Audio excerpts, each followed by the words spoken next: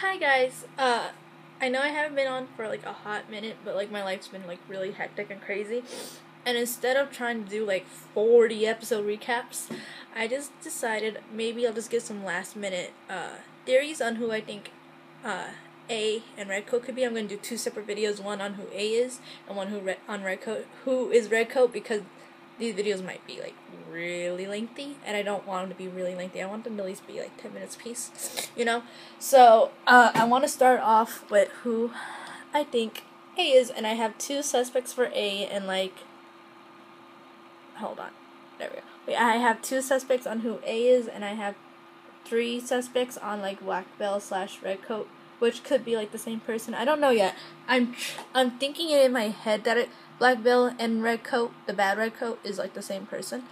But yeah, so let's get into why I think Ezra is A. So he is my first suspect. Now, he's very sketchy and very shady at times. So the first thing I want to talk about is Paul Varjak.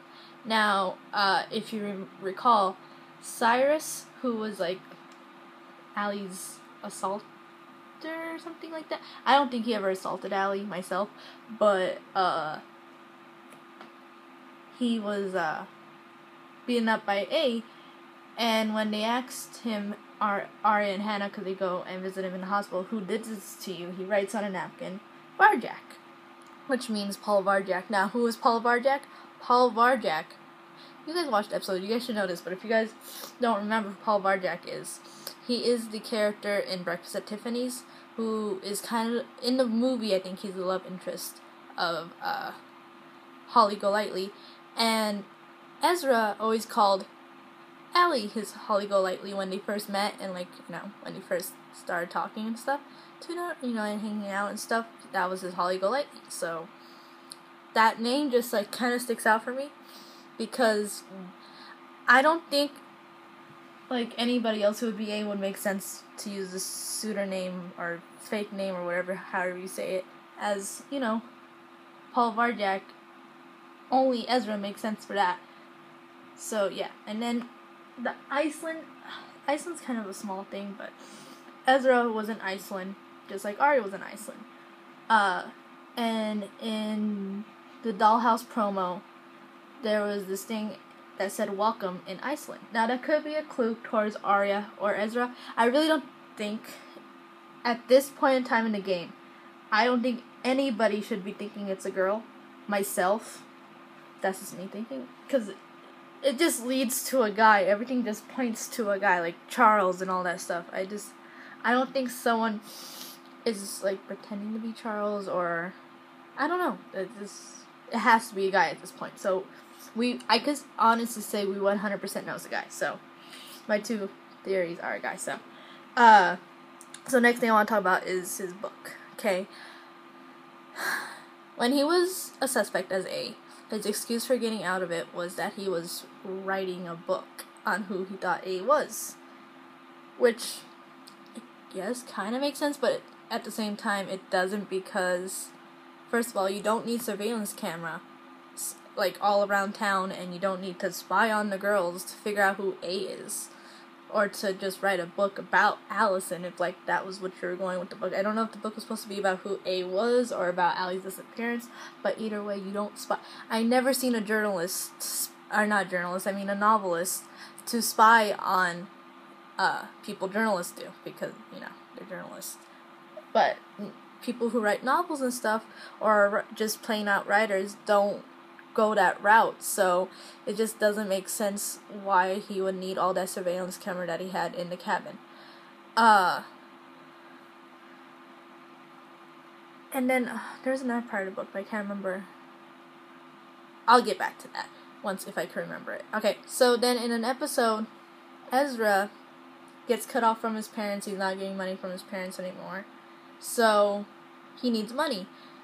You see a random stack of money in his drawer, and, Arya does. And Arya asks him, where did you get this money? And he said that he sold his car. But that was around the same time that Jason put out an ad for like the same amount of money for any information on Allie. Granted, we find out that he was writing a book about her, so maybe he gave her information from the book and it's not sketchy at all. He just gave what he found in his studies. But I really doubt that. So, whatever. I don't know. And okay. My next little thing is, why was he at the train at the end of the Halloween episode in season 3? Now, he told Arya he wasn't going to be able to make it, but at the very end of the episode, once the train stopped and, like, the body dropped and everything, all that craziness happens, Ezra just conveniently happened to be there. Like, am I the only one that thinks that was shady? Like, before he was a suspect, I was like, shit, that's shady. So that's another reason.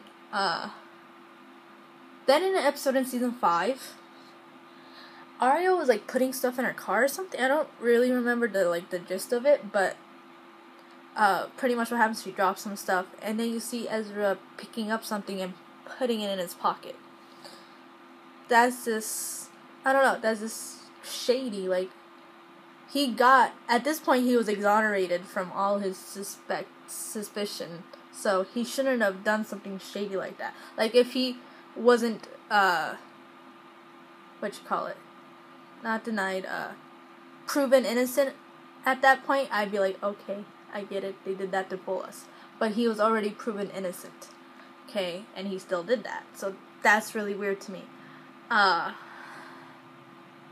Then him and Allie have a conversation in his apartment after he got shot, and she came back home. That was just a little weird for me.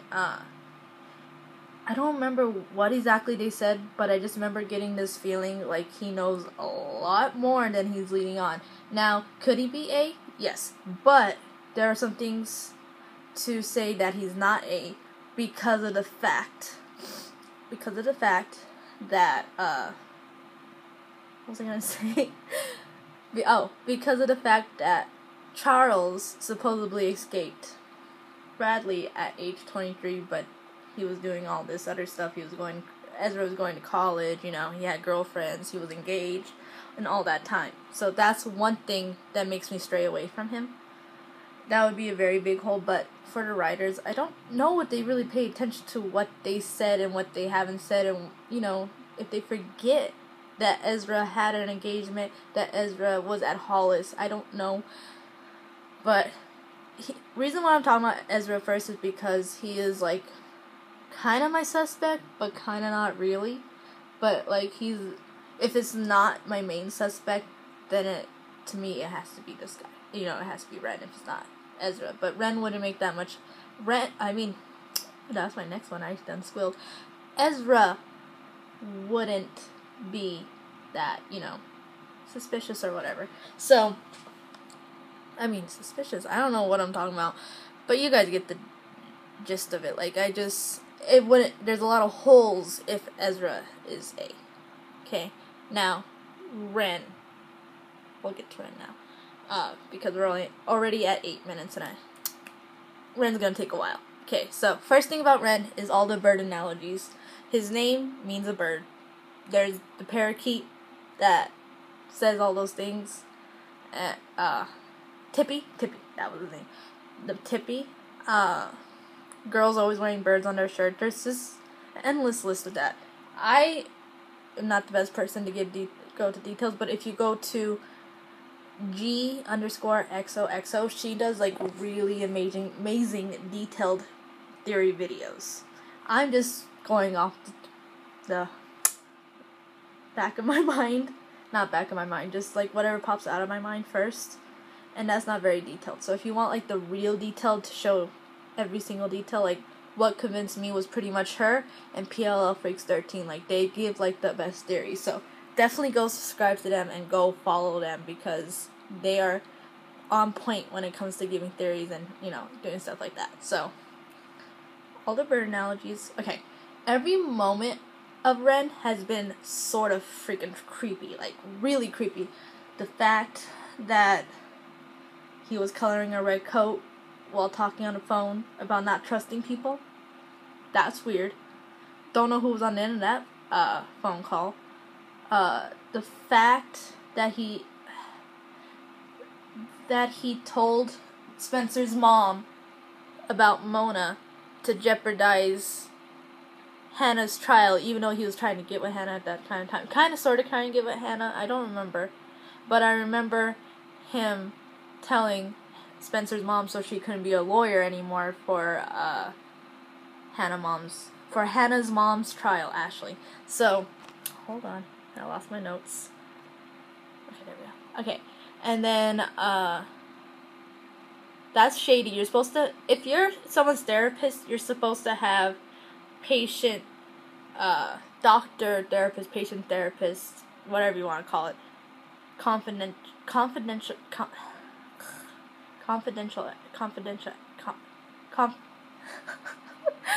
gosh, I don't know why you guys watch my videos and everybody's watching this, discretion. I'll just go with that word, because confidentiality. There we go. Said it. Confidentiality. I think that's how you pronounce that word. But anyways, you're supposed to have that, which means whatever your patient says, you cannot tell anybody unless someone says, like, I'm gonna go murder this guy, or I'm gonna shoot this guy at 3 o'clock. Then you get the right to squeal, but I don't think Mona said anything like that.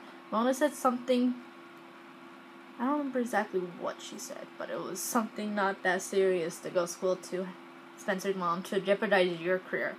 Okay, that was weird. The fact that he went out with Spencer was weird when he's supposed to be, like, in his mid-20s. It's kind of gross. Like, I'm 23, 24 right now, me, myself. I'm not gonna go out with a well, at the time, they're actually only 16. I'm not gonna go out with a 16-year-old. That's just gross. That's just sick. So, yeah, sorry, but yeah, that's gross. And then the last time we've seen I don't remember if the last time we seen Ezra was when he made the phone call after Hannah came to him, or if he was coloring red coat.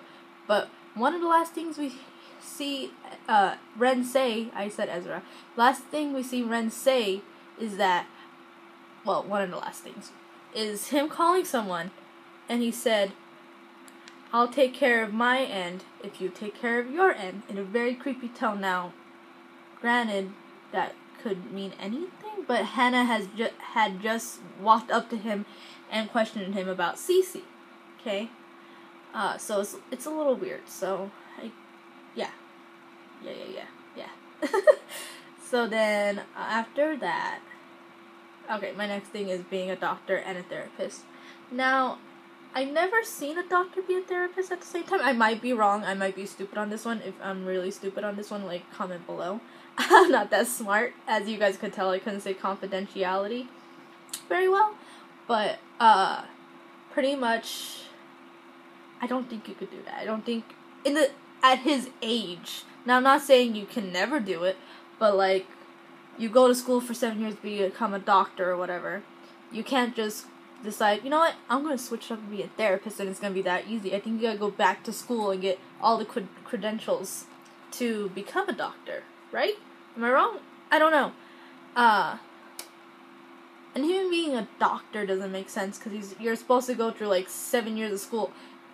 And the fact that the police, the Rosewood police, on their whiteboard of suspects for everything that's been going on in this town, and Ren being on there as quotations Dr. Ren, makes me question his credentials. Like, I don't know if I'm saying that right. Credentials, I think so. But, the police would know if you're a doctor or not. Like, they would have to know if you're a doctor or not. Like, I don't think they would just be, like, putting that because they're not sure. I think they know for sure he is not a, doctor. But yeah, that's that one. This is a long video, I told you guys. This is why I'm going to make 2 separate ones. Okay, we're going to get through this fast. Eddie Lamb. Okay, Eddie Lamb worked at Radley when Ezra worked at Radley, and they seemed like they didn't get along. And Eddie Lamb told Spencer something about, what did he tell Spencer about? Oh, yeah, that he keeps his job if he keeps his mouth shut. Okay, what did that mean? Like, if you go watch PLL Freaks, they do this way deeper than I do, like, way better. Like, just go watch their videos. Like, why are you even watching mine? I just need to get this off my chest before this episode. Even though it's not the finale, I just want to get this off my chest so I know